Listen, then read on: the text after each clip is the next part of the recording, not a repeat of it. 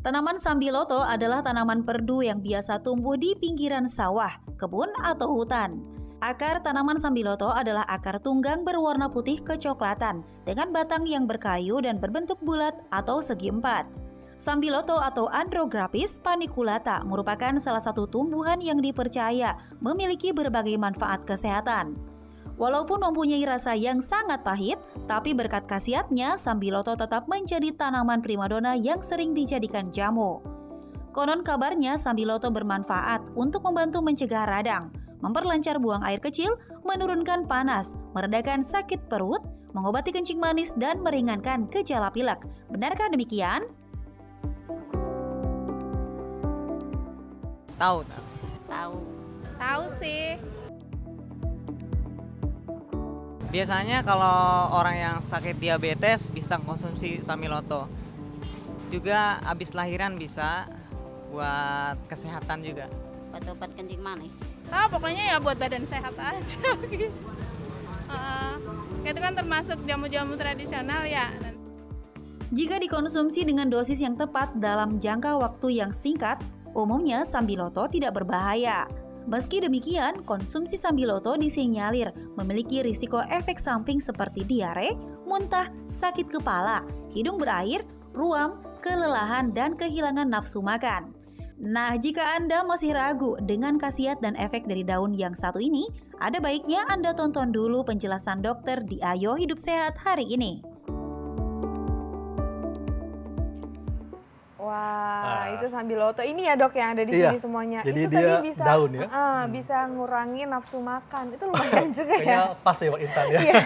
Tapi ini kita mesti bahas nih tentang kabar bahwa sambiloto ini khasiatnya banyak untuk kesehatan. Untuk jelasnya langsung saja kita undang Dr. Lona, spesialis farmakologi klinik. Siang dok, apa kabar? Halo, siang dok. Dok, kita ngebahas sambiloto. Ini kan tanaman herbal dok ya.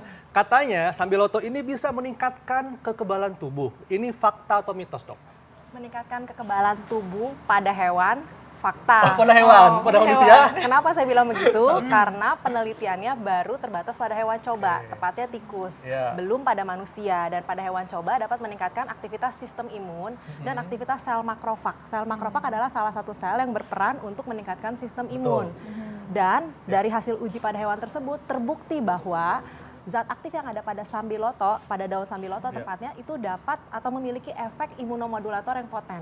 Imunomodulator artinya meningkatkan sistem imun atau meningkatkan kekebalan tubuh. Jadi kalau pada manusia ini masih mitos dok? Masih mitos. Oh mitos ya ternyata. Oh ternyata masih mitos ya buat manusia. Belum terbukti pada manusia melalui uji klinik. Baik dok. Gitu. Jadi masih baru untuk hewan aja ya. Penelitiannya baru terbatas pada hewan, tidak menutup kemungkinan di kemudian hari dilanjutkan dengan penelitian pada manusia. Setuju dong. Jadi memang alurnya sebelum diteliti pada manusia itu harus diteliti pada hewan dulu. Betul. Jadi tidak menutup kemungkinan daun sambiloto nanti diteliti pada manusia dan mungkin bermanfaat untuk meningkatkan kekebalan tubuh. Dan katanya nih dok, ibu hamil atau menyusui tidak boleh mengkonsumsi sambiloto. Ini fakta atau mitos? Kalau itu fakta. Oh, kenapa? Kenapa demikian? Karena belum terbukti atau belum ada pembuktian ilmiah yang benar-benar menyatakan bahwa ibu hamil dan wanita menyusui aman mengkonsumsi daun sambiloto. Yang dikhawatirkan apa? Ibu hamil itu kan sedang mengandung janin. Dikhawatirkan terjadi kontraksi yang abnormal yang nantinya akan meningkatkan resiko keguguran dan mengganggu kesehatan janin serta bayi apabila si ibu menyusui. Karena belum ada penelitian atau belum ada uji yang memastikan bahwa berapa konsentrasi zat aktif yang ada di daun sambiloto yang dikeluarkan melalui ASI. Kalau berlebihan dan sampai dikonsumsi oleh si bayi yang sedang menyusui, dikhawatirkan dapat mengganggu kesehatan. Jadi resiko dok. Iya, alangkah baiknya tidak mengkonsumsi daun sambiloto maupun olahan produknya pada kelompok yang beresiko seperti wanita hamil dan ibu menyusui. Tapi dok ini juga ada yang mengatakan bahwa orang dengan tekanan darah rendah ini sebaiknya tidak boleh konsumsi sambiloto. Ini fakta atau mitos dok? Itu mitos. Gitu. Kenapa dok? Memang belum ada penelitian, belum ada yang membuktikan bahwa mereka dengan tekanan darah rendah apabila mengkonsumsi daun sambiloto dapat memperburuk keadaannya. Jadi selama daun sambiloto dikonsumsi dengan jumlah yang wajar, tidak berlebihan, sesuai dengan anjuran yang pada umumnya ada di kemasan, itu cukup aman. Gitu. Jadi tidak ada kontraindikasi untuk orang dengan tekanan darah rendah. Nah kalau tadi kita dengar ada kabar seperti itu, artinya bagi mereka yang punya tekanan darah tinggi, mungkin mau mencoba sambiloto itu gimana dok? Apakah akan ada efek menurunkan tekanan darah atau tidak ada?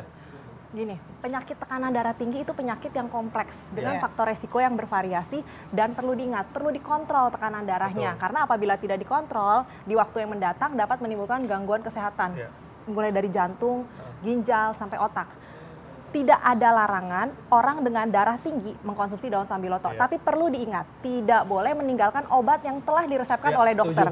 Dan apabila mau mengkonsumsi daun sambiloto ataupun olahan produknya sebagai terapi tambahan, jangan lupa konsultasikan ke dokter atau informasikan ke dokter yang merawat. Kenapa demikian? Dikhawatirkan zat aktif yang ada di daun sambiloto ini bisa berinteraksi dengan obat yang diresepkan oleh dokter. Nah, kalau kayak begitu bukan manfaat yang didapatkan, malah gangguan kesehatan. Resikonya ya dok ya. Dok, kabarnya nih, sambiloto bisa menurunkan kadar kolesterol. Ini fakta atau mitos? Itu fakta. Itu fakta. Kenapa dok? Kenapa saya bilang fakta? Karena kalau memang sudah ada uji kliniknya pada manusia. Tepatnya di Thailand dan sudah dipublikasi di salah satu jurnal. Cuma penelitian tersebut, subjek penelitiannya masih sedikit. Di situ baru 60 orang. Mereka yang mendapatkan ekstrak sambiloto yang mengandung zat aktif andrografolite. Jadi di daun sambiloto ada zat aktif yang namanya andrografolite. Di penelitian tersebut mereka mengkonsumsi sebanyak 120 gram per hari ekstrak sambiloto yang mengandung andrografolite dan terlihat efek penurunan kadar trigliserid atau lemak darah. Tapi perlu diingat, di penelitian tersebut mereka selain mengkonsumsi daun sambiloto juga melaksanakan pola hidup sehat dengan berolahraga rutin dan membatasi asupan kalori serta lemak jenuh.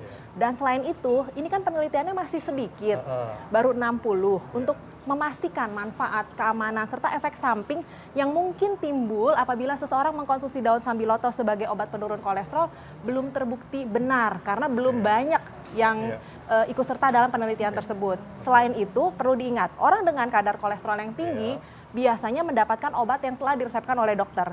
Jadi wajib menginformasikan ke dokter yang merawat kalau mau mengkonsumsi sambiloto rutin.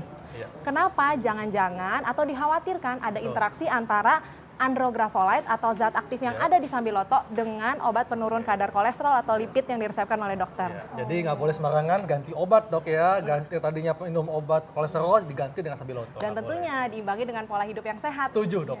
Dan dok ada juga nih kabar bahwa jangan mengkonsumsi sambiloto bagi para penderita gangguan darah. Ini fakta atau mitos? Fakta.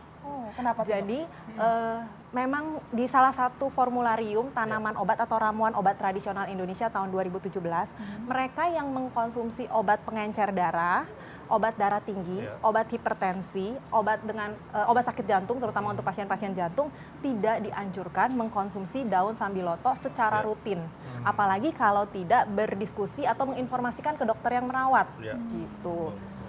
Karena efeknya nanti bisa saling interaksi dok. Bisa saling berinteraksi atau bisa beresiko timbulnya efek samping yang timbul yang di luar dugaan karena kan dia mengkonsumsi obat lain yang sudah diresepkan oleh dokter yang kita tidak pernah tahu apakah nanti ada potensiasi efek samping atau potensiasi efek terapi.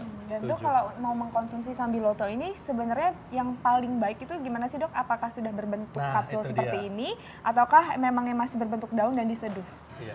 Di formularium ramuan obat tradisional, mengkonsumsi daun sambiloto cukup aman dengan dosis 10 gram per hari. Ini daunnya, 10 gram per hari maksimal atau kurang lebih 15 lembar daun yang digodok sampai airnya mendidih.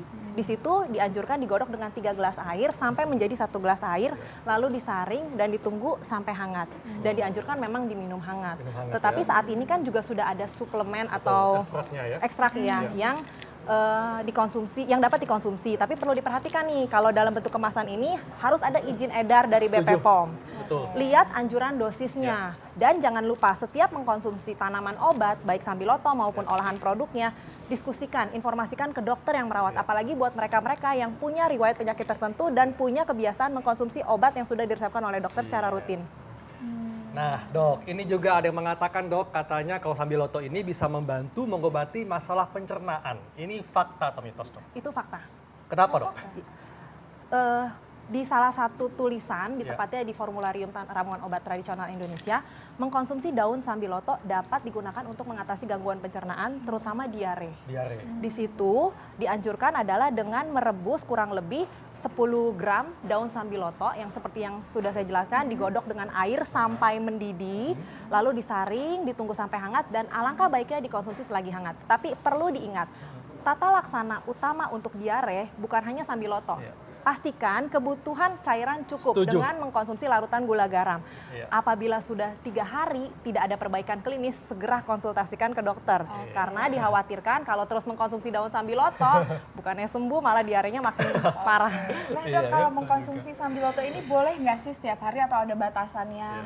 Cuman boleh dalam seminggu berapa kali gitu?